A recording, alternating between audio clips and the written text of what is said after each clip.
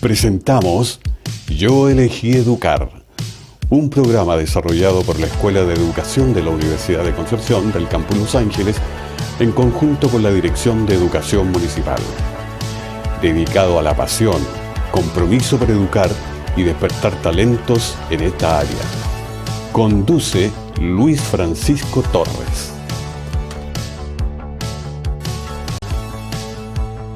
Muy bien, ya estamos aquí en Yo Elegí Educar, hoy día jueves 1 de septiembre, en este mes patriótico, ¿cierto? Lleno de energía para disfrutar, porque vamos a celebrar nuevamente la independencia de nuestro país, se nos acercan fechas bonitas, primaverales, en donde la familia se junta, en donde ya no vamos a vivir, ¿cierto? Lo mismo que pasó el año pasado, tanto encierro, sino que vamos a tener un poquito más esta libertad para poder hacer las cosas más tranquilo después de este transcurso, ¿cierto?, de la pandemia.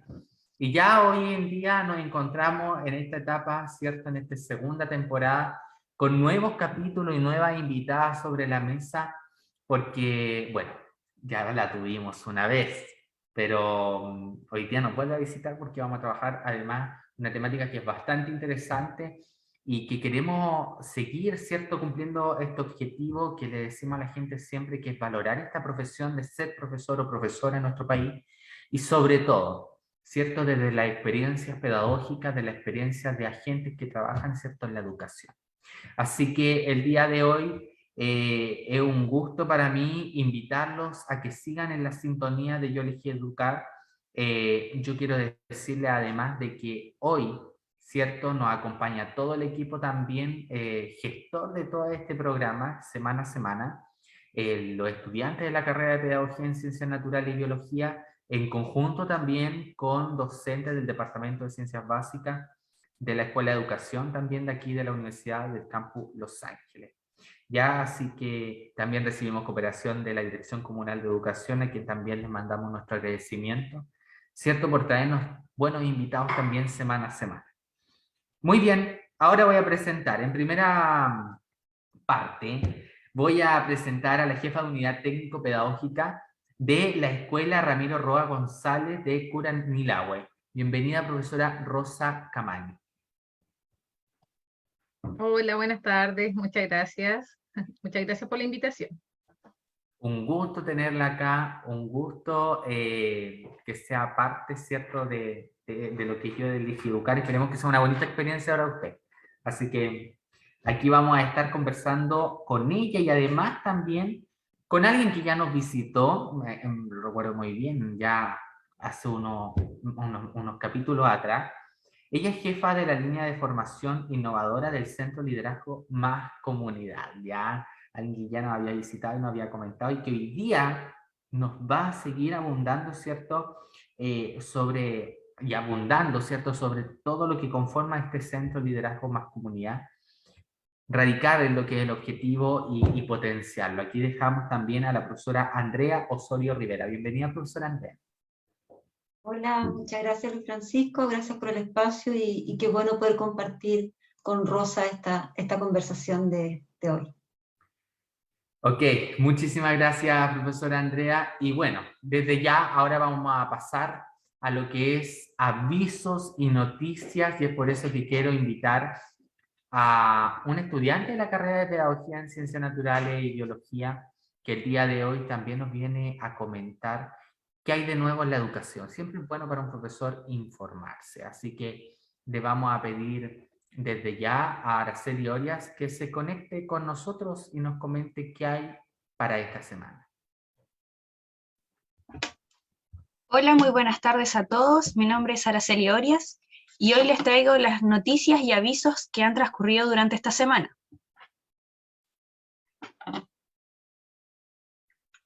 La primera noticia se titula Fernando González en Los Ángeles. La idea es motivar a los jóvenes a seguir sus estudios. Esta noticia se trata de un conversatorio del Estadista Nacional que tuvo por objetivo incentivar a los estudiantes a que busquen su pasión y sus sueños, que tengan sus propósitos claros. También en este conversatorio se habló de que el deporte es una tremenda herramienta educativa. También se habló del fracaso como parte del aprendizaje y a su vez se mostró de que para obtener o cumplir sus sueños hay que pasar por sacrificios y desafíos. Este conversatorio se llevó a cabo en el Colegio Don Oriones de Los Ángeles. Esta noticia fue extraída por La Fuente de la Tribuna y fue escrita por Glenda Ahumada. La siguiente noticia se titula Distinciones a las trayectorias educativas. Mineduc explica nuevo reconocimiento que reemplaza el puntaje nacional. Cito lo que dijo el Ministerio de Educación.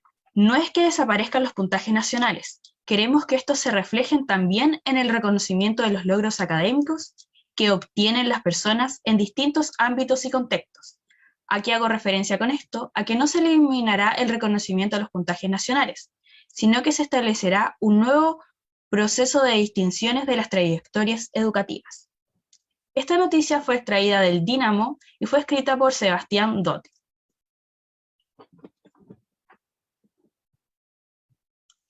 La siguiente noticia se titula Doctora en Bioquímica fue elegido Premio Nacional de Ciencias Naturales del 2022. Esta noticia se trata del químico farmacéutico y doctor en bioquímica Sergio Lavandero González, quien fue elegido Premio Nacional de Ciencias Naturales del 2022, por su aporte al descubrimiento de nuevos mecanismos moleculares en el desarrollo de las enfermedades cardiovasculares, cáncer y diabetes. Este dijo, es producto de que soy hijo de la educación pública de calidad. Estos premios reconocen a un individuo, pero es el trabajo colaborativo de muchas personas, y uno es producto de esto. Esta noticia fue extraída de La Tribuna y fue escrita por Camila Celis. La siguiente noticia que les traigo se titula Encuentro reunió a estudiantes de pregrado becados en el programa de CMPC y Fundación Portas. Esta noticia se trata del programa Construye Futuro de CMPC y Portas, que consiste en una beca que ayuda a estudiantes de las regiones del Maule, Ñuble, Biobío y Araucanía a tener una buena inserción en la vida universitaria, a través de talleres, tutorías y fondos económicos. Este programa tiene el objetivo de que los estudiantes no deserten de la educación superior, se titulen oportunamente y se inserten al mercado laboral. Quisiera resaltar de que este programa ayuda actualmente a 600 estudiantes de la educación superior. Esta noticia fue extraída del diario La Tribuna y fue escrita por La Prensa de La Tribuna.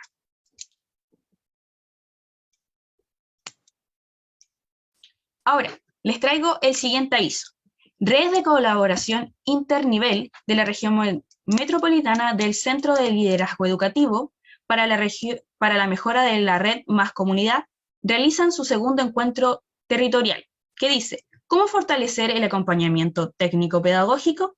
En esta instancia será abierta a docentes y directivos de todo el país. Se invitará a reflexionar acerca del rol del acompañamiento técnico-pedagógico desde el punto de vista de los sostenedores. Para poder asistir a esta charla, pueden inscribirse a través de centromascomunidad.cl y quisiera recordarles de que esta se va a realizar el jueves 8 de septiembre a las 3:30 por la plataforma Zoom.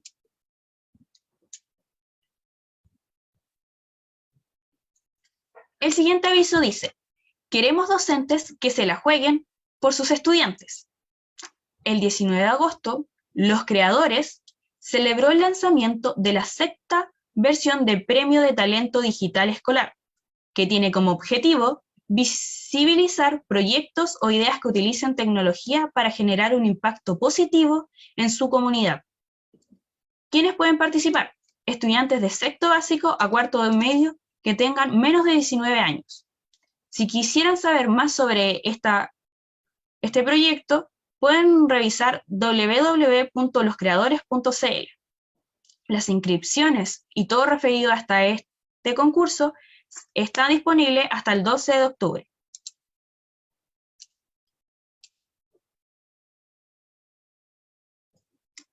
Y por último, les traigo una noticia del Colegio Don Oriones, que dice, trabajos realizados por estudiantes de cuarto medio del Colegio Don Oriones de Los Ángeles.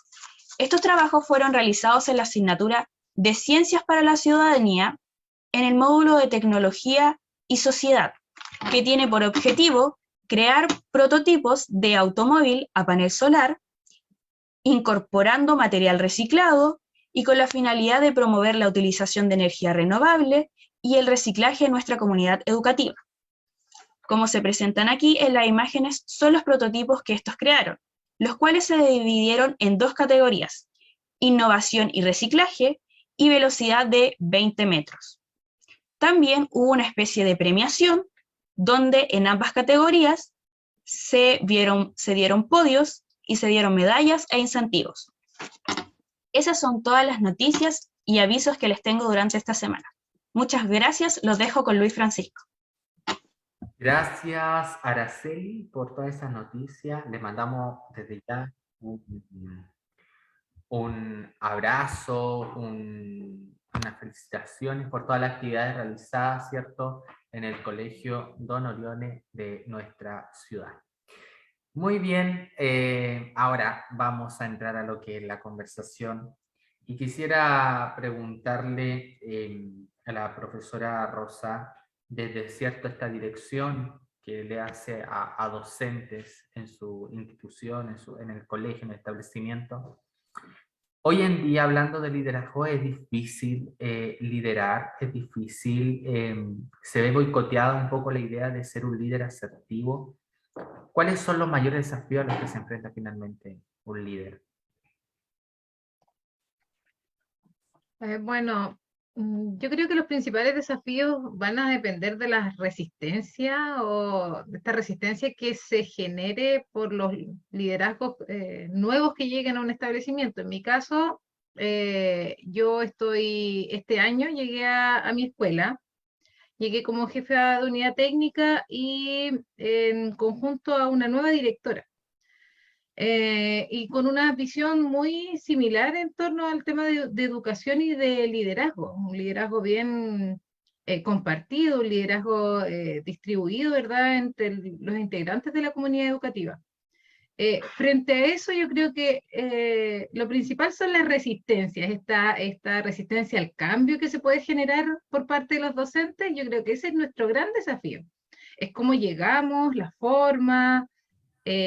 Bueno, primero hay que entender que somos personas y que lo nuevo quizás nos asusta un poco, entonces es cómo visualizar eso.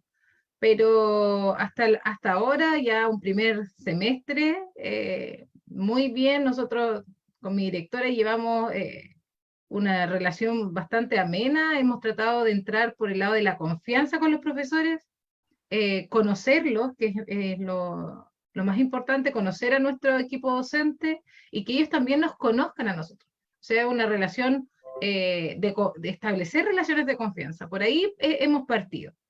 Y tratar de ir limando esta resistencia, esta oposición al cambio que nos genera a nosotros, a todo el mundo les dificulta estos grandes cambios que se producen en una institución, que por años llevan una dirección más tradicional, por decirlo de una forma. Entonces eso es nuestro gran desafío.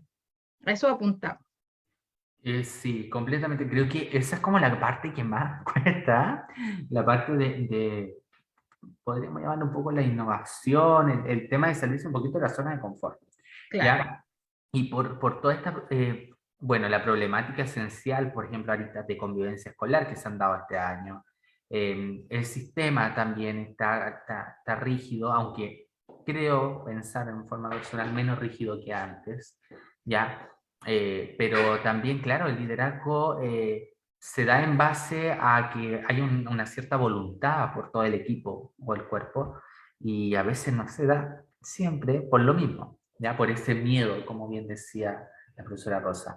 Ahora, profesora Andrea, usted ha investigado, ha hecho y ha plasmado también documentos respecto a esto, y uno de los objetivos esenciales que tiene cierto el centro es finalmente formar capacidades, ¿cierto?, de liderazgo. ¿Cuáles son algunas de estas capacidades que intenta formar, cierto, este centro? Muchas gracias, Luis Francisco. Efectivamente, nuestro centro tiene como objetivo principal el desarrollo de capacidades de liderazgo, hemos llamado generar cultura de liderazgo eficaz.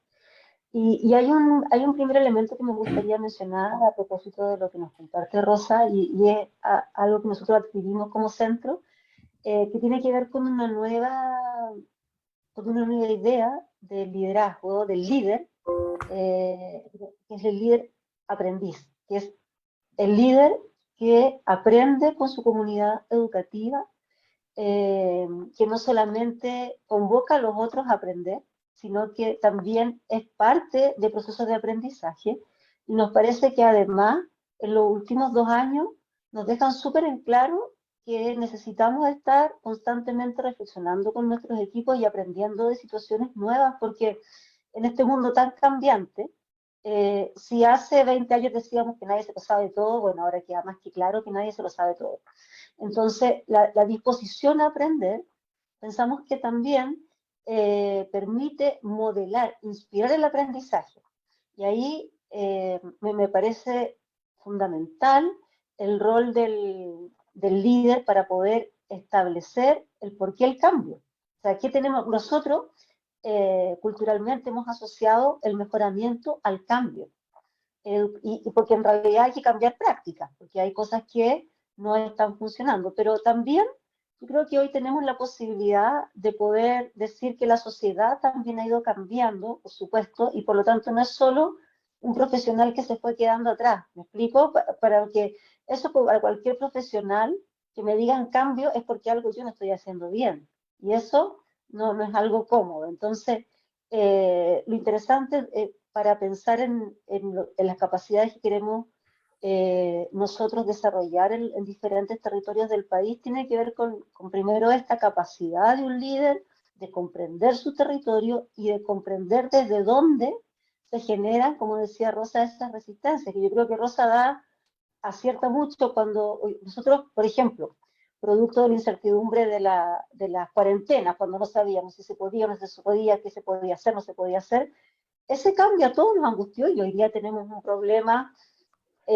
social de salud mental porque efectivamente nos vimos con un estrés por la incertidumbre, más todo el tema social, hoy todo el tema político. Entonces, súper bueno hacer esa relación. ¿Qué le pasa a uno cuando te cambian las reglas del juego? Entonces, por lo tanto, si se cambian y yo como profesional no entiendo el por qué o no entiendo para dónde va esa micro, efectivamente puede generar resistencia. Y hay líderes y lideresas que a lo mejor tienen claridad hacia dónde tiene que ir su equipo, tienen súper buena intención, pero hoy las prácticas, y ahí Rosa lo tiene que haber vivido, y sobre todo en un nuevo periodo con su director, hoy día las prácticas no son de imposición. El liderazgo no es igual a jefatura. Por lo tanto, aquí hay mucho que convencer, hay mucho que influenciar. El líder es un ser bien político, entonces, y es un ser que se desarrolla, porque también durante mucho tiempo se pensó que el carisma de un líder o una lideresa un poco venía con uno, y que no hay competencias o habilidades que desarrollar. Y en esta lógica de que todos aprendemos, un líder, una lideresa, también se puede formar, no es que claro, es cierto que hay niños y niñas que destacan por sus capacidades de líderes, ¿verdad? Cuando los ve, pero ya en el mundo profesional, sobre todo en educación, nos podemos formar como tales. Y ahí entonces lo primero es poder tener esta visión común. Cuando uno logra con su comunidad tener una visión común centrada en el aprendizaje, es posible ir avanzando hacia esos cambios. Entonces significa que este nuevo líder tiene que centrarse en el núcleo pedagógico. Y cuando hablamos del núcleo pedagógico, nos referimos a esa relación dinámica que se da entre lo que el estudiante debe aprender, el estudiante, su vida, y el profesor, profesora con sus... Y ahí se da una dinámica que es el corazón de la escuela. Y por lo tanto la acción de nuestros líderes y las capacidades que queremos desarrollar tienen que ver con poner ahí el foco. Después también líderes que sean capaces de mostrar resultados. Líderes que hoy se usa harto bastante en los ambientes, en los desarrollos de software, cuando dicen probar y fallar rápido para avanzar. Y eso es porque yo me hago una idea de lo que tiene que funcionar y veo si funciona o no funciona, y si no funciona, cambio, rápido. Y eso también es algo que hay que invitar hoy. También un líder que sea capaz de influenciar no solamente a su equipo, sino también a sus autoridades y a sus pares. O sea, hoy estamos viviendo un cambio también desde el punto de vista del rol de los líderes en la mejora educativa, que hace que nuestro trabajo sea bien interesante porque se abren diferentes aristas, ¿no? Para potenciar estas capacidades en nuestros líderes. Sin duda. Sin duda. Y es bueno, ¿ah? Es bueno que se abra esa nueva mirada, sobre todo cuando hoy en día el liderazgo juega un papel fundamental en hacer cierto que todos tengan esa visión que decía la profesora Andrea, ¿ya? Ahora, profesora Rosa, yo le quisiera preguntar, en realidad, ¿cómo se lleva a cabo esto? Porque me imagino, es cierto, que el liderazgo también tiene que jugar un papel de asertividad, ¿ya? Y cuando se trabaja con personas diferentes ante un proyecto en común, me imagino que también hay como estos desafíos y estas cosas y estas trabas que siempre van a estar, ya en una institución tan compleja como es la educación.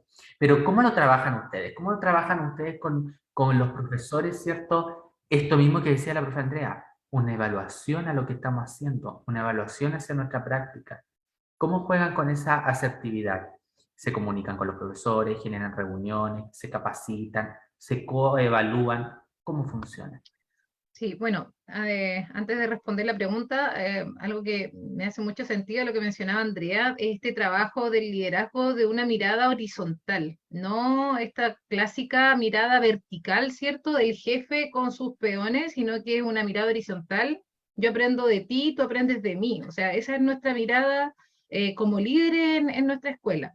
De esa forma no hemos planteado el trabajo y de esa forma también nosotros hemos trabajado en el equipo. Y el equipo lo conformamos, claro, hay un equipo de gestión, ¿cierto? Que tiene que haber, pero el equipo somos todos, en el fondo. El equipo lo hacemos todos los docentes y, y de esa forma hemos ido avanzando. Ahora estamos, como bien decía Andrea, estamos en este proceso de planificar nuestro proyecto educativo, nuestra visión conjunta, o sea, qué es lo que queremos, pero para eso nosotros hemos trabajado en base al diagnóstico, hemos diagnosticado cuáles son las necesidades de los profesores, qué es lo que quieren ellos, cuál es su objetivo de logro en la escuela. Hemos ido bastante lento, por decirlo así, porque hemos ido pausado, tratando de conocer la realidad, de conocer el proceso, de conocer cómo están trabajando y de establecer confianza, que para nosotros es súper importante. En base a eso hemos ido trabajando, ¿cierto? Reuniones, hemos hecho planificaciones periódicas en torno al trabajo que se hace tanto en el equipo de gestión y con los docentes.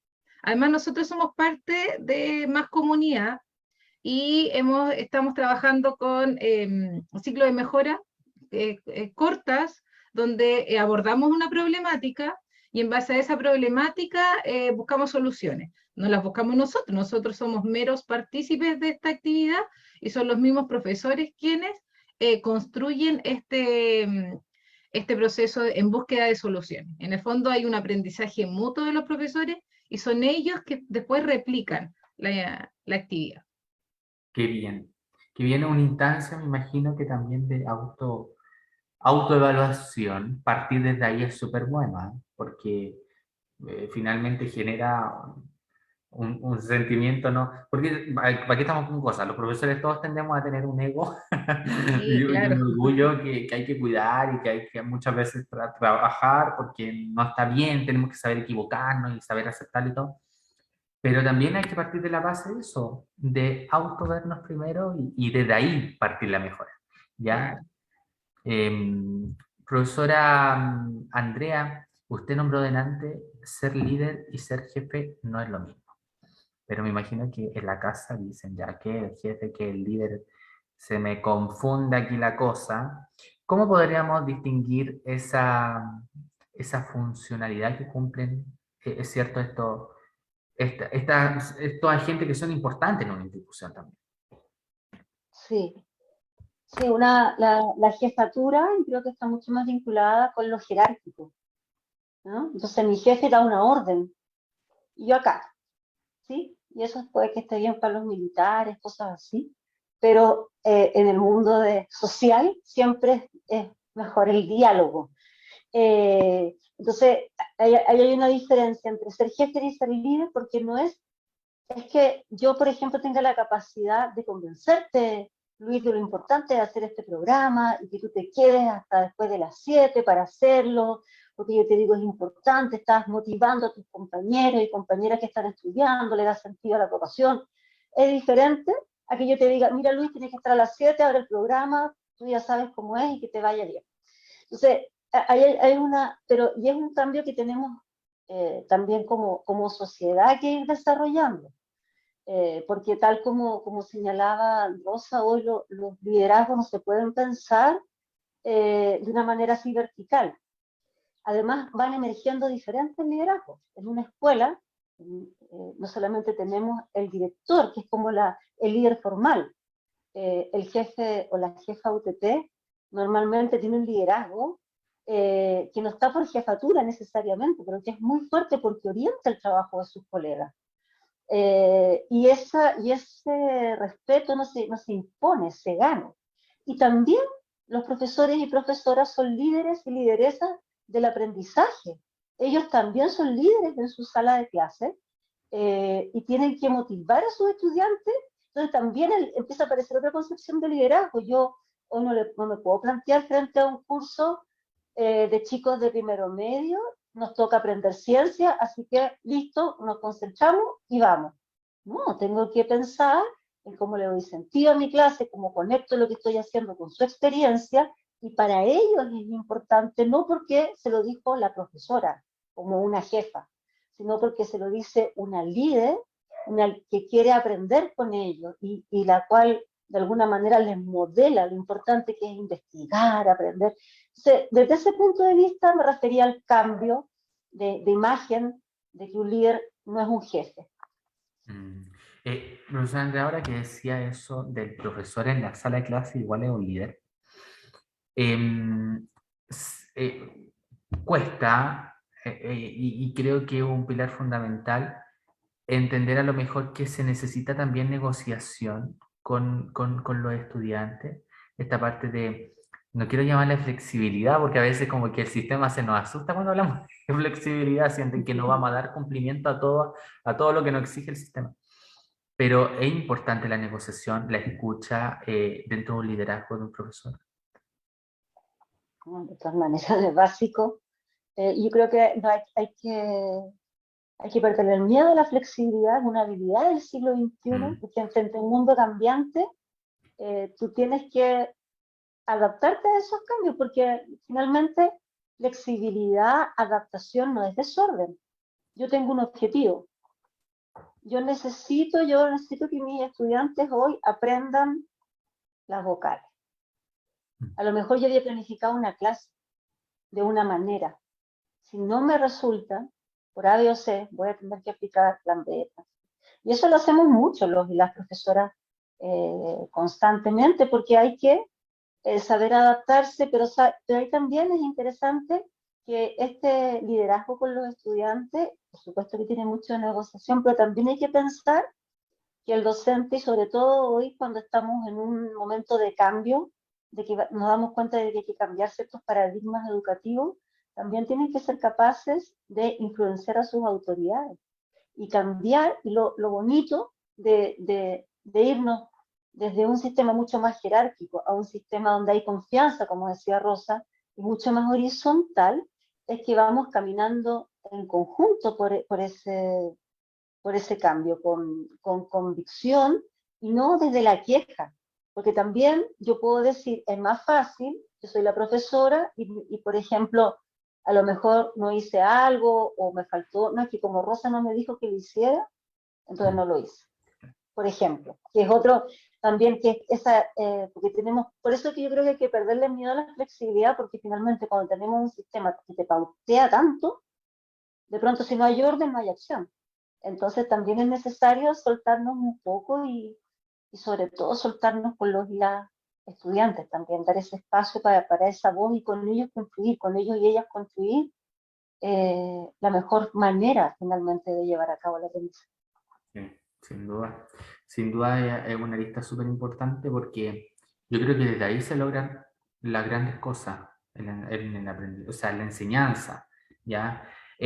Ahora, profesora Rosa, hablando de este cambio de paradigma, ¿cierto? Que nombró la profe Andrea, también hay un tema y que voy a entrar a lo mejor, que es la evaluación. La evaluación que vi en Centro Más Comunidad hace 3 semanas, algo por ahí con respecto a la evaluación, a instrumentos de evaluación. ¿Ya? Imagino que UTP ahí tiene que estar, ojo, ¿cierto?, con todos los instrumentos evaluativos. Va acorde los instrumentos evaluativos actuales que utilizan los profesores con las competencias que necesitamos formar para los estudiantes, ¿cierto?, del siglo XXI. A ver, no sé si, creo que no hay un sí ni un no. Yo creo que es una tarea difícil. El tema de evaluación es muy compleja. Pasa algo que los profesores, como bien decía Andrea, nos hemos adaptado a situaciones, en este caso de la pandemia, hacer clase a través de plataformas virtuales, ¿verdad? Nos hemos adaptado a esos cambios. Sin embargo, hemos desarrollado ciertas estrategias para poder motivar a los niños que desde las casas se conecten, haciendo evaluaciones distintas, a través de formularios, a través de preguntas,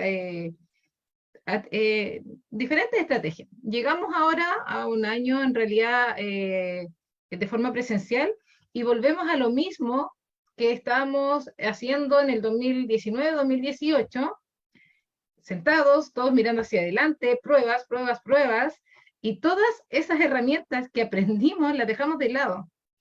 Entonces, claro, en una clase virtual, mucha evaluación formativa, mucha pregunta, mucha retroalimentación, y eso fue quedando de lado. Entonces, nosotros hemos trabajado, hemos conversado con los profesores, porque es difícil, volvemos a lo mismo, volvemos a las pruebas, volvemos al típico instrumento de evaluación, y es difícil como cambiar esta mirada de la evaluación.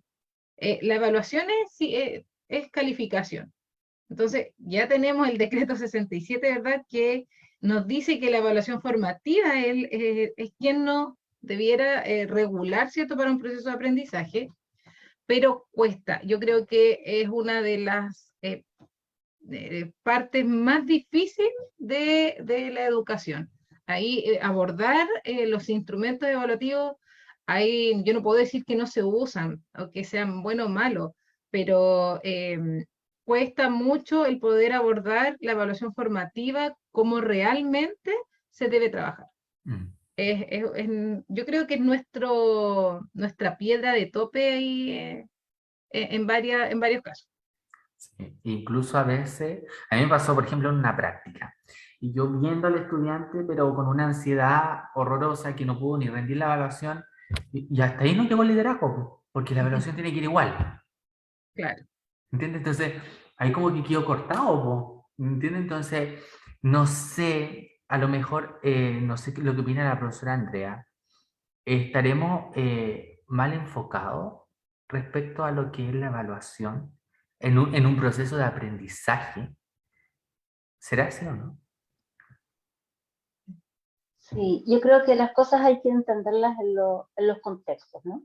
Y entonces nosotros, y es parte de nuestro discurso mucho como Fundación Chile, donde yo trabajo y participamos en Más Comunidad, que tenemos todavía un sistema del siglo pasado, un sistema educativo del siglo pasado.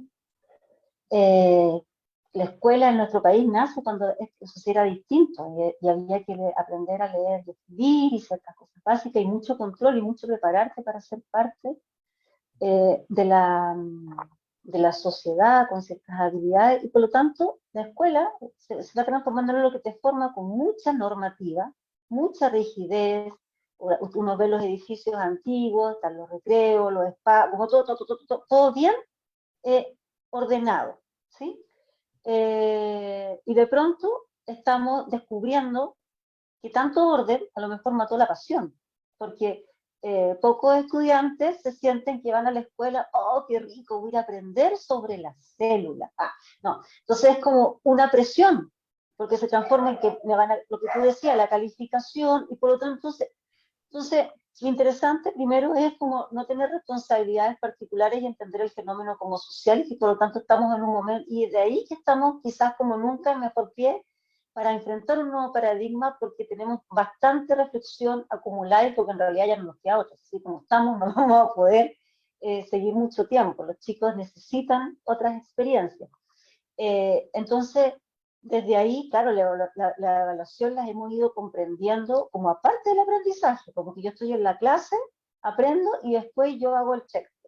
Pero si ustedes, si nos fijamos, a los profesores los sometemos a veces socialmente al mismo estrés, porque entonces el profesor, cuando hablamos de la evaluación docente, por ejemplo, más allá de cómo estén sus estudiantes, de tan contentos, de cómo se lleva con sus apoderados, de cuántos jóvenes a lo mejor se sienten cobijados por ese profesor o esa profesora, a ese profesor o profesora lo que lo va a determinar es esa calificación, cómo le va a ir en esa evaluación docente, que además tiene un impacto directo con su salario. Entonces, lo que quiero decir, no quiero bajar los ánimos, pero sí quiero mostrar que tenemos un sistema también que se mueve bajo ciertos paradigmas, y a veces es esquizofrénico lo que uno le pide a los profesores que hagan en la sala de clases cuando socialmente están pasando otras cosas. Entonces, por supuesto que es una batalla que hay que dar, y hoy día yo creo que tenemos muy buenos elementos. Tenemos la experiencia de la pandemia, que tal como lo dijo Rosa, hizo que nos pusiéramos más creativos también en la forma de evaluar. Tenemos un decreto que nos sitúa, nos pone la vara bien alta en relación a comenzar a pensar los procesos de evaluación no como un cierre, sino como un momento en que yo recojo evidencias para ver cómo estamos, y ahí sigo tomando decisiones pedagógicas. Pero eso es un cambio cultural, y es un cambio cultural donde sin duda los líderes pueden hacer mucho. O sea, Rosa está en una situación privilegiada con su directora de poder entregar en su comunidad educativa alineamiento, que vayan acompañando ese cambio, que tampoco puede ser muy brusco, porque si no vas a atender también a los papás reclamando que por qué no hay nota. Y mi hijo, cuando hizo prueba, claro, se saca 7 porque hace puras obras de teatro, pero no sé, estoy inventando, pero porque es una cosa cultural sistémica, los papás también van a querer las pruebas, porque de hecho nuestro ministerio este año propuso suspender CIMSE, y nuestro Consejo Nacional de Educación dijo que no, que lo necesitábamos. Entonces, creo que es importante, como yo soy parte del movimiento de transformación, creo que es importante sumarse, pero entender también todas las aristas que tiene. Entonces, cuando hablamos de que los profesores pueden no estar utilizando buenos instrumentos de evaluación, no es solo los profesores, y no vamos a pensar qué pasa en las universidades, ¿verdad? Porque aquí vamos a complicar más la conversa, pero sin duda que es un tema en que hay que mirarlo así sistémicamente y muy desde lo cultural. Y lo primero ahí es la reflexión sobre qué es aprender. Claro, Si ahí... nosotros resolvemos... Dale, Rosa. No, disculpa, pensé que habías terminado. ¿No? Y ahí lo que tú mencionas es súper importante, este hecho de que, claro, las escuelas ahora van a ser sometidas a este proceso evaluativo, ¿cierto? Para poder ser clasificadas a través de los resultados del CIMSE, que es algo aberrante. O sea, si nosotros estamos proponiendo dentro del decreto 67 una evaluación formativa que genere, ¿cierto?, esto, que el estudiante se logre ver su aprendizaje, logre ser capaz él de autorregular su aprendizaje, y que no implica una nota. No implica una nota, pero el sistema nos pide nota. Entonces, ¿cómo es súper, ahí no hay, no es, se me fue la palabra, pero no está acorde lo que dice una parte con lo que te propone el tema evaluativo.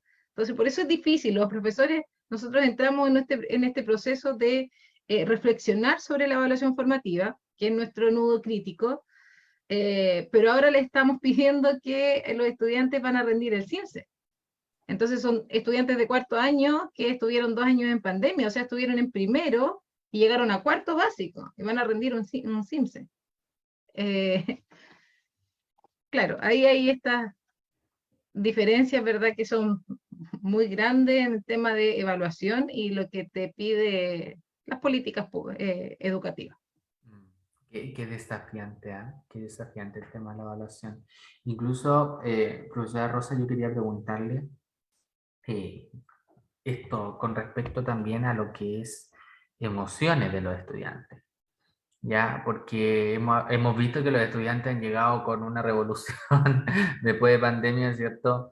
En temas de convivencia, en temas de pensamiento, de habilidades, todo, que quedaron ahí a lo mejor estancadas o a lo mejor salieron así a la borda de la mar, pero con respecto a esto, la evaluación juega un perfil poco motivador a la hora de generar un proceso de aprendizaje, o al fin y al cabo es algo como positivo para el proceso de motivación de los estudiantes. ¿Qué cree usted? Bueno, yo creo que el proceso de evaluación debería apuntar a la motivación, a crear situaciones de aprendizaje donde el estudiante motive, ¿cierto?, a la búsqueda, a buscar información, a querer él informarse más, a indagar. Y eso está muy relacionado con algo que los profesores también deben tener esa motivación, de no estar siempre porque, bueno, yo hice el magíster, ¿verdad?, en gestión y liderazgo, pero estuve varios años haciendo clases. Y nos pasa que nos encerramos en nuestra burbuja de 4 paredes de la escuela y hacemos nuestras clases y planificamos pruebas, guías, clases y así sumamos y sumamos años. Pero no somos capaces de abrir la puerta y vemos que hay un mundo que está cambiando, que todos los años es distinto, que hay nuevas estrategias de aprendizaje, que hay nuevos conceptos que no son nuevos, sino que vienen de años, pero que no lo hemos internalizado y nos quedamos ahí, nos bloqueamos como profesores, no indagamos, no investigamos, no leemos, no nos informamos, entonces quedamos bloqueados y eso también se transmite a nuestros estudiantes, o sea, nosotros queremos que nuestros estudiantes sigan así, cuadrados, estudiando, sin la indagación, sin buscar, sin generar el pensamiento crítico, sino que todo tiene que ser muy estructurado bajo la norma, que el niño no se salga de esto porque ya es malo. Entonces, por ahí yo creo que parte todo el tema de la motivación. El proceso evaluativo tiene que ser oportunidades de aprendizaje motivante para los niños, contextualizados. ¿Para qué voy a aprender esto? ¿Para qué? ¿Para qué me sirve en la vida? Sin duda, sin duda. Sí, porque me pasa mucho que, y he visto, entregamos la prueba, hacemos la revisión de lo correcto de lo malo, pero hasta ahí llegamos y demos vuelta al contenido. Entonces, finalmente siento yo que hay una falta de, no se dimensiona, no hay un espacio en el aula en donde se dimensione si logré generar cierta habilidad, cierta competencia, dónde debo mejorar. No, no. Profesora Andrea, ¿usted qué cree con respecto a esto? ¿Cómo se puede trabajar esto finalmente? Porque siempre pensamos en un mundo ideal. Ya, nosotros somos fantásticos a pensar, y las universidades también, ¿eh? Para el mundo ideal. Nos preparan para eso. Ya nos evalúan en base a eso, pero ¿cómo generar motivación respecto a la evaluación? Ya que no sea, me imagino que los estudiantes, y a mí me pasó un paradigma de la evaluación, no, rechazo, era la peor parte de ir de ir al colegio, ¿ya? ¿Cómo cambiar ese paradigma? ¿Cómo podríamos darle otro foco, cree usted? Creo que una manera de motivar los procesos evaluativos es profundizando la metacognición. Porque nosotros tenemos asociada la evaluación a eso que no sabemos, como que voy a dar la prueba y se va a saber lo que no sé, no lo que sé. Porque trabajamos poco, tenemos poco la costumbre de trabajar la conciencia de lo que aprendí, y cómo lo puedo utilizar en otros contextos. Y una vez me impresionaba mucho de una periodista que preguntaba, ¡ay, qué bueno que los niños y las niñas aprendan con tecnología digital, porque entonces se entretienen, juegan y no se da cuenta que están aprendiendo. ¿Ves? Porque la idea de que el aprendizaje es fome. Sí, por eso digo que hay una cosa anterior a la evaluación, que es la concepción de aprendizaje. Imagínate que alguien piensa que aprender es entretenido cuando no me doy cuenta que aprendo. ¿Y de qué me sirve aprender algo que no me doy cuenta que aprendo? Porque entonces no lo voy a usar nunca. Entonces, es una concepción que tenemos de que es algo que me pesa, que es algo que me... Entonces, lo primero yo insisto que es como abrir ese concepto de que es el aprendizaje, que no es para sacarse buenas notas y que no tiene que ver solamente con memorizar, sino que darme la oportunidad a mí como estudiante de expandir mi mundo, de aprender porque es algo humano. Esa pasión no la tenemos y hay que fomentarla. Y en el intertanto podemos hacer ese mundo ideal, como decía Luis Francisco. Podremos ir pensando en cambiar los espacios de evaluación. Cuando, por ejemplo, cuando un estudiante tiene que contar lo que hizo a una audiencia real, si yo tengo que en una exposición contar cómo investigué, eso es una excelente instancia de evaluación, donde me voy a preocupar de que me entiendan, o si parte de mi trabajo voy a generar unos cuentos para ir a leer los otros cursos, no sé, cambiar, y donde lo que yo voy a hacer para mostrar lo que sé, no lo hago para solamente la nota, sino que tiene otro sentido también. Eso es empezar a buscar esos espacios, y hoy día tenemos un montón de elementos con internet, se pueden buscar rúbricas, que es porque durante mucho tiempo tuvimos mucho miedo a las rúbricas, a evaluar así más abiertamente.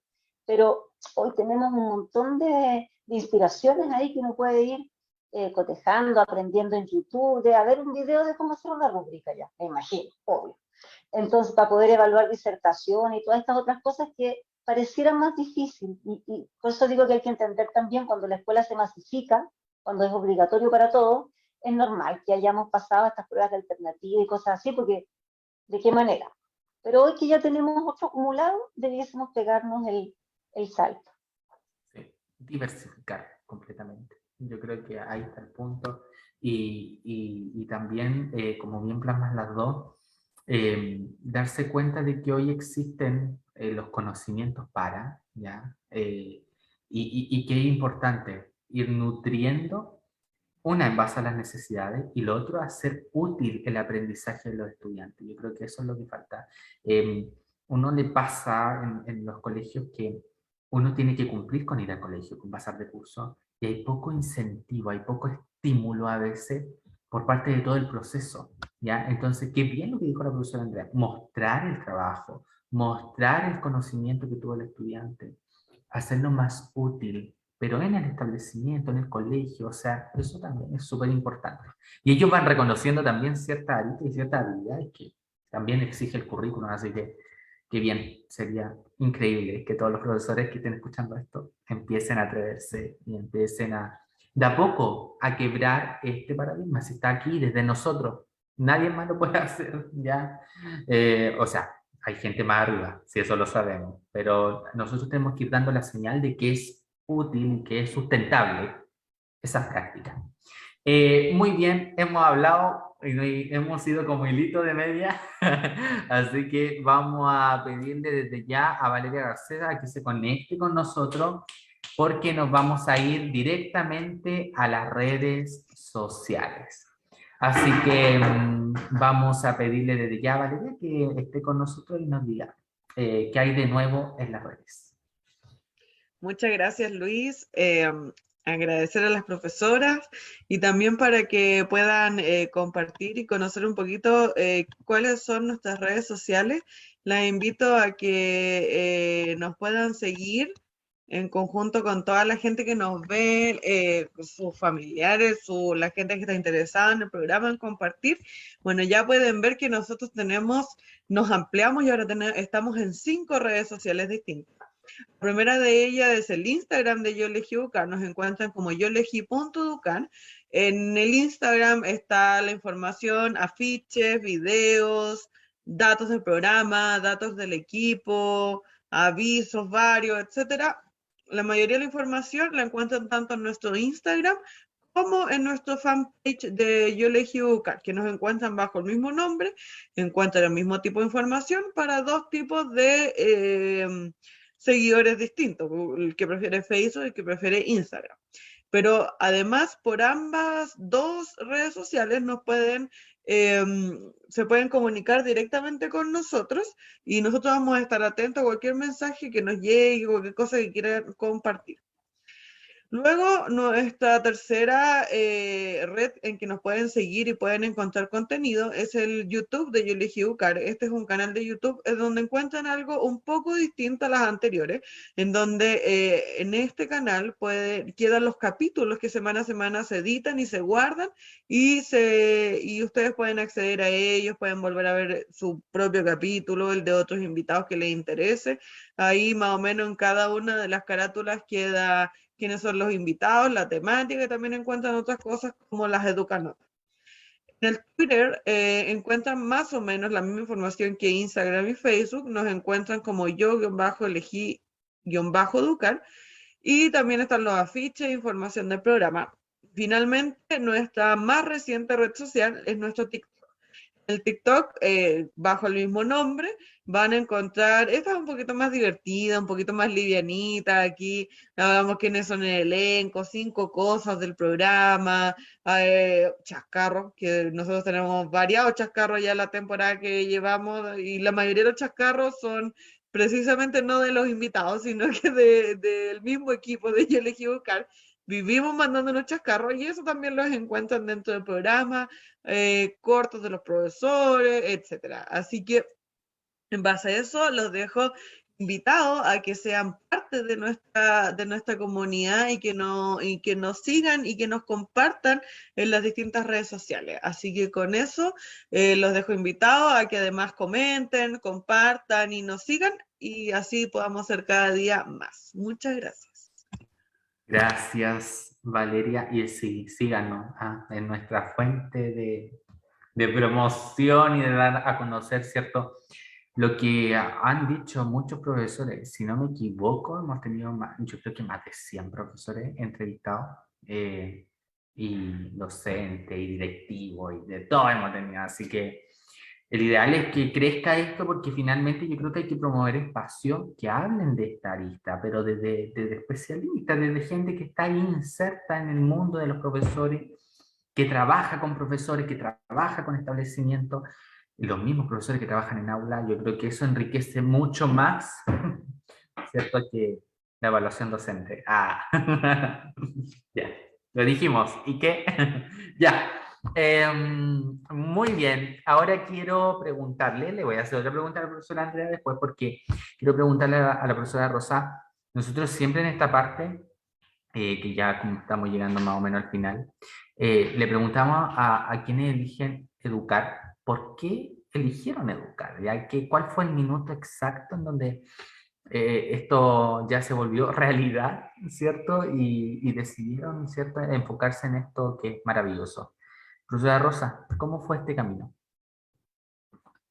Bueno, como todo adolescente entrando ya a la adultez, uno tiene 1000 opciones, nunca está decidido qué es lo que quiere estudiar.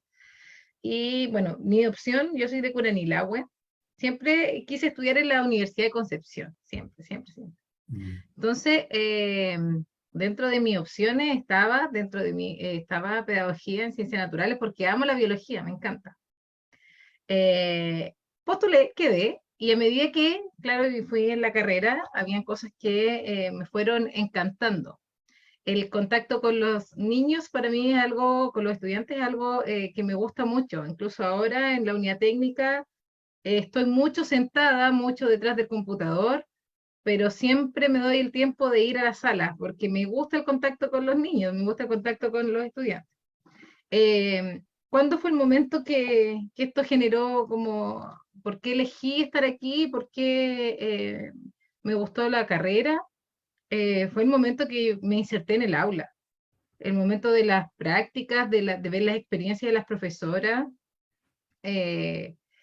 Bueno, tuve una excelente profesora guía, entonces ahí yo creo que esa motivación que me entregaron ellas fue la clave para avanzar en lo que estaba.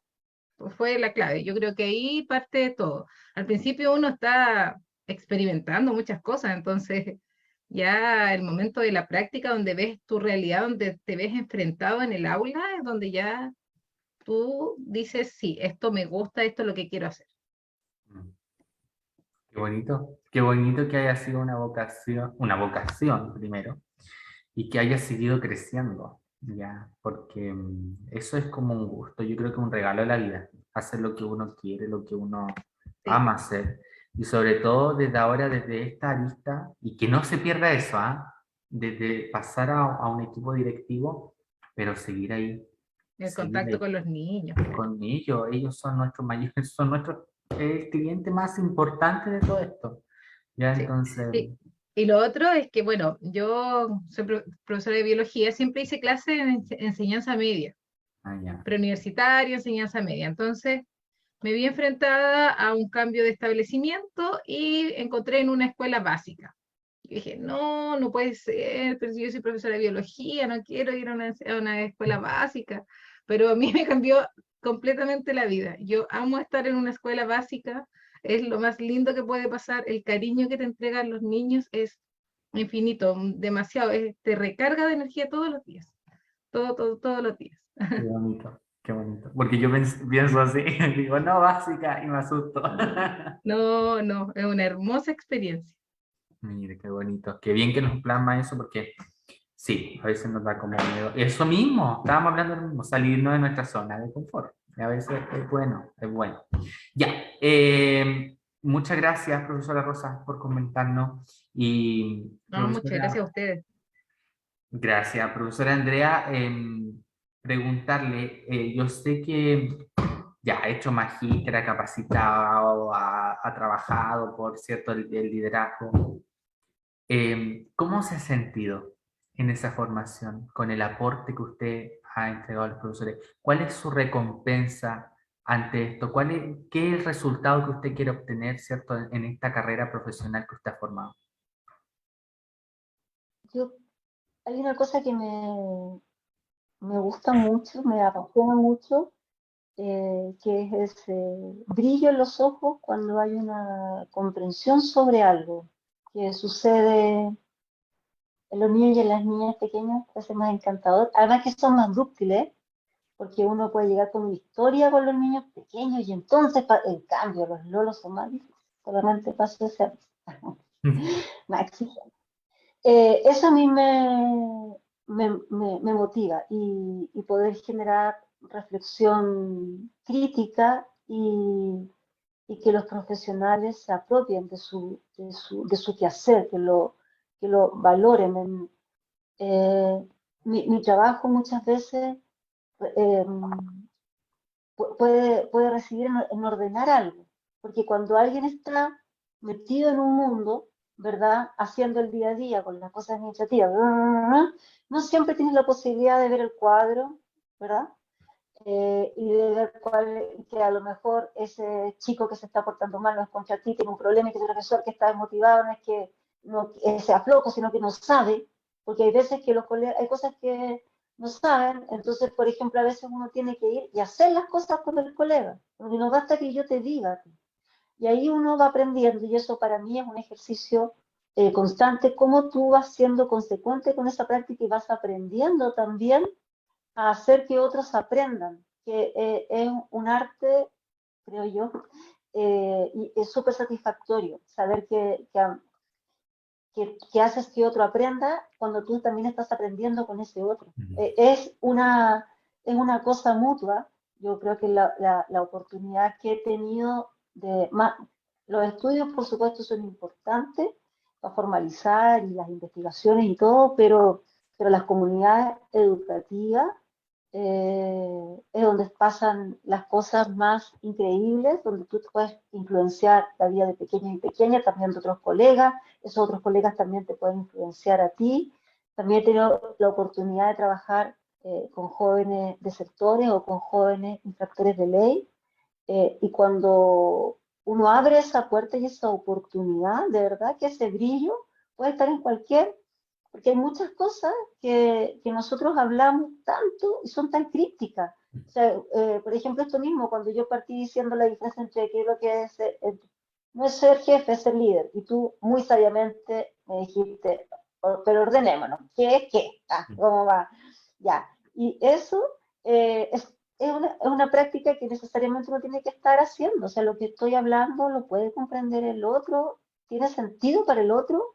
En fin, como esa dialéctica en la interrelación humana es algo que a mí me motiva mucho y además creo que tenemos un desafío como sociedad de asegurar que los procesos de aprendizaje sean lo más eficientes y de calidad para todos y todas, sobre todo cuando uno se da cuenta y va aprendiendo que lamentablemente es tan segregador el sistema escolar, a veces, que es necesario entonces ahí movilizar los cambios.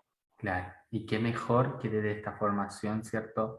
Y me encanta eso, me imaginaba, no sé, un concierto que ya lo dan los profesores, lo dan los estudiantes, pero hay personas que están haciendo público, que están lo viendo de atrás toda esta cosa, toda esta panorámica, todo el espectáculo, que finalmente al final del show te pueden decir, oye, guiemos esto para acá, saquemos el mejor provecho de esto. Yo creo que es genial esa pega, a mí me llama mucho la atención. Muy bien, hemos llegado al final del programa, pero antes vamos a irnos con una notita que prepararon estudiantes de la carrera de Pedagogía en Ciencia Natural y Biología, porque promocionamos harto la carrera. Así que nos vamos a ir con la Educanotas de esta semana.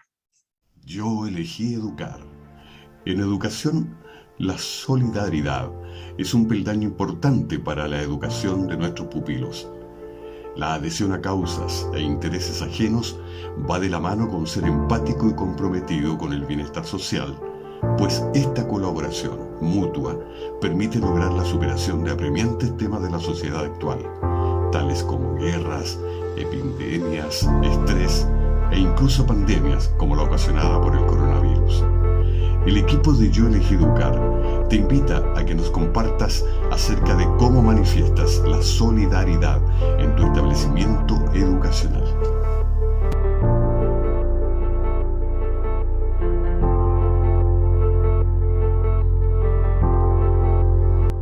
Ahí estaba entonces la Educanotas de esta semana y ya dejamos invitados a los establecimientos, a los jefes de UTP, a todos, a todos, a Centro de Comunidad. ¿Cómo manifiestan finalmente la solidaridad en esta institución que se llama Educar? Ya, o sea, finalmente es un valor que se debe trabajar muchas veces en los colegios y que a lo mejor vale mucho más que el resto de las cosas, esta voluntad, ¿cierto?, por el otro y de entender que también nosotros los profesores jugamos ese papel de formar personas de bien.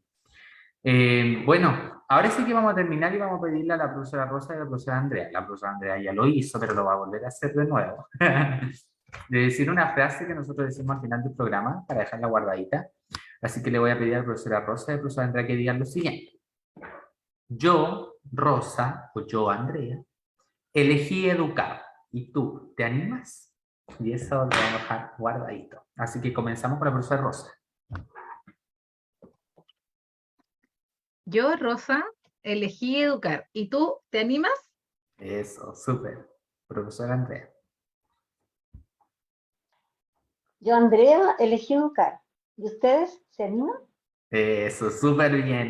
Muchísimas gracias a las dos. Gracias por acompañarnos. Gracias a la audiencia por acompañarnos una semana más.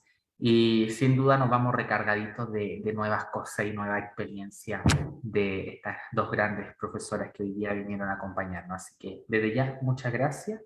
Y bueno, los dejamos invitados para que nos sigan acompañando en más programas de esto que hemos formado en conjunto, que es Yo Elegí Educar. Hasta la próxima. Yo elegí educar.